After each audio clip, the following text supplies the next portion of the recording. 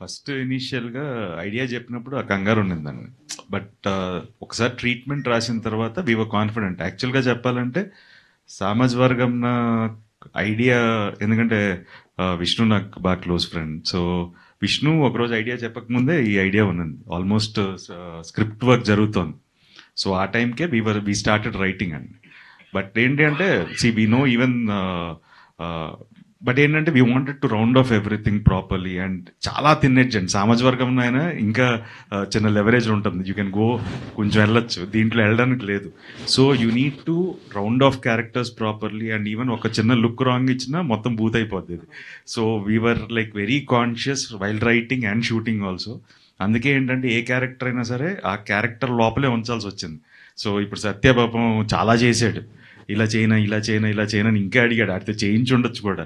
But ఏంటి అంటే ఎక్కడైనా ఎడ్జ్ దాటిందంటే ఒక సీన్లో అయినా సరే మొత్తానికి మోసం అయిపోద్ది.